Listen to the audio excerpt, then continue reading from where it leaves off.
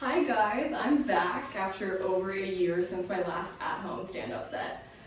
This time I am mostly back to show off this glorious wall behind me. It is not a Zoom background, it is 100% legitimate. I painted it myself, by hand, because I'm insane. No, literally before I put the ivy up, it looked like a padded room in an asylum. So the wall is real, but the ivy is synthetic. I got super into plants during quarantine, but I can't call myself a plant mom because all of the plants are fake. And that would be like enrolling in a mommy and me course and then showing up with a plastic baby doll. Which, after a year locked alone inside my own home, does sound like something I would do.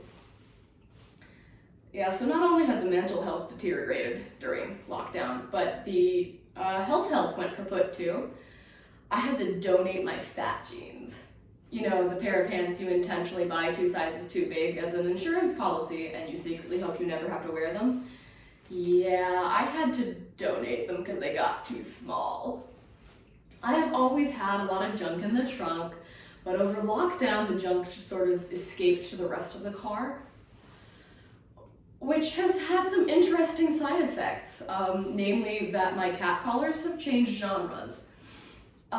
Gaining the quarantine 15 has enabled me to test better with Latino audiences because now I get Ola'd at the gas pump and at the rental car lot. And I don't know how to tell them I'm not the girl for them because my Spanish is hovering right around no quiero una ensalada, which is a useful phrase because it means that I don't want a salad and I never want a salad in any language. However, it's not so helpful for fending off suitors. And as a side note, I am not mocking the fact that my cat collars speak Spanish. I think it's super impressive whenever anyone can translate a language in their head in real time. What I am knocking is that cat collars exist at all. I can barely hold a conversation with people I do want to be talking to because I've spent the year alone locked in my house. I am not gonna talk to you, dude I just met against my will.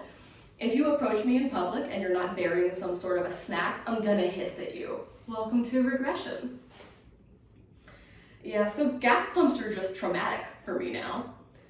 Less because of the cat calling and more because of the gas shortage we had a few months ago. I have a passenger side gas tank, which has never before in the history of my car been a problem.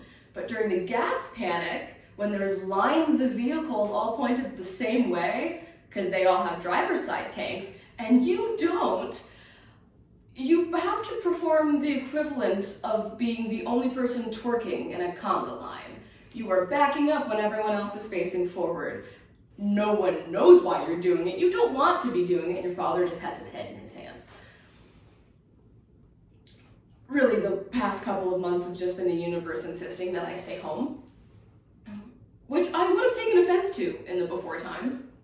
In 2019, I considered myself a pretty good feminist. I bought a house without a husband, and I have a picture of Ruth Bader Ginsburg on my fridge. And then 2020 happened and was like, you are only going to leave the home to grocery shop, you will cook 3 square meals a day every day all year, and moisturizing will become your hobby. And I was just like, okay. And I even wear an apron when I cook now. Granted, it is a black apron with a rib cage on it, but hey, Pleasantville wasn't built in a day. And honestly, moisturizing should have become my hobby a very, very long time ago. Because you know how if you buy a white couch, you spend the rest of your life trying to keep it clean? I have to do that with my face. I am so pasty that I can use water as my foundation.